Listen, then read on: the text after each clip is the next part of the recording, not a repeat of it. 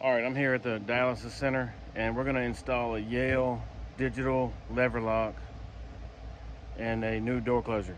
Two different doors. All right, let's get with it. I'm an hour away from my little town, so I hope I got everything. Let's go.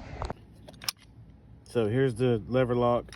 Just for the record, I cannot stand this unit. As far as installation goes, I hate this thing, but they love it because it has a smooth face and it's easy to disinfect and clean and whatnot. But programming it and installing it and the way it's made, it's terrible. Okay, but nobody asked me, so let's just keep going. And there's the closer. I'll be putting that on. Come on. All right, I get to use their little cart every time I come, so I love that. I try to think of everything, but I bet you I forgot something. Never fails. All right, so here's the door, wooden door, 42-inch lever lock. I'm gonna be putting a digital lock in place of this.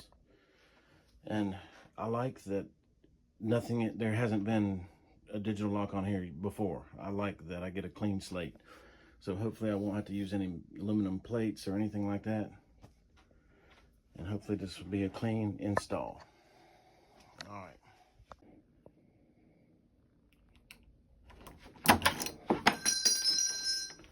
So yeah, right off the bat, I thought of something I forgot to bring in with me, and it's that castle nut tool. Ha, told you. But it's okay. Sometimes you can over tighten these screws, which will take a little tension off the castle nut, and look, you can sneak it off without having the correct tool. It's cheating.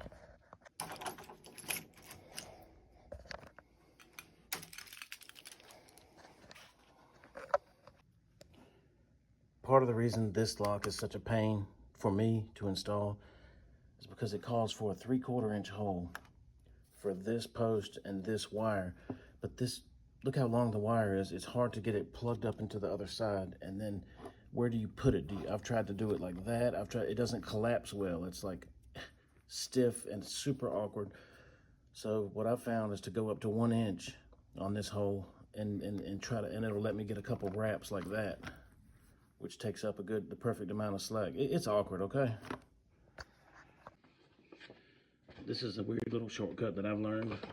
I want to get that 2 1/8 inch hole on the back, so I'll just look at it in the light, trace it on this side, which lets me hold it on the door and peek through this side. Does that make sense? Okay, good. So this is what I'm saying. You got all the important stuff written on this side, but if you draw the circle on that side, then you can peek through here. You see what I'm saying? And line it up that way. And then just visually square this edge right here. And it helps me. It's just something I've learned to do. All right, pretty simple. I've got one mark here, one punch mark for my 1 inch hole saw or paddle bit. And then these two little jokers right here, which I just give those a little bitty notch right there. And then I transferred that punch to this side as well. That's it. All right, simple enough. 1 inch hole, 2 5/16 inch hole, got my little notches. And oversizing these holes a little bit equals less cussing during installation, trust me. Okay, I don't want to jinx myself. It's going good.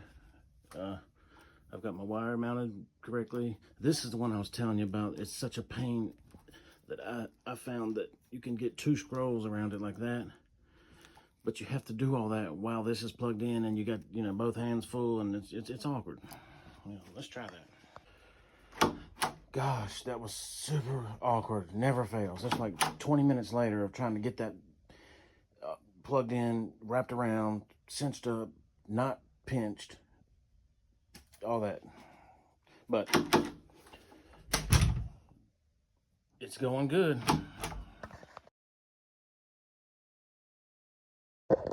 So I just have to say, I just programmed that in record time. I used to have a fit with these instructions.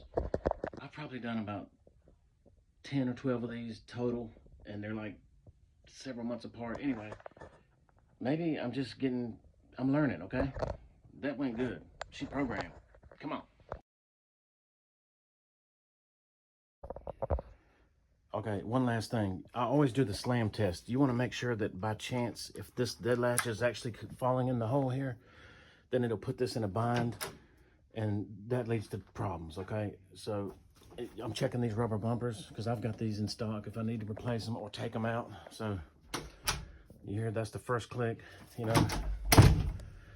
I'm just making sure that if it gets slammed, that it doesn't go in and get in a bind. I've learned that the hard way, especially when you're a good ways from home. A little something silly like that will be a callback. All right. She good. Now, let's go do a door closure. So, if she's leaking, she's bad. Oh, yeah. Oh, and look at that little cute thing. Huh. Looks right.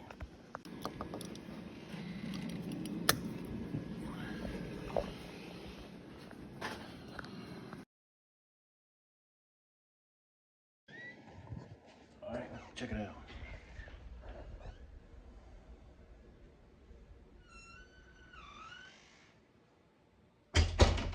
I like it. She good.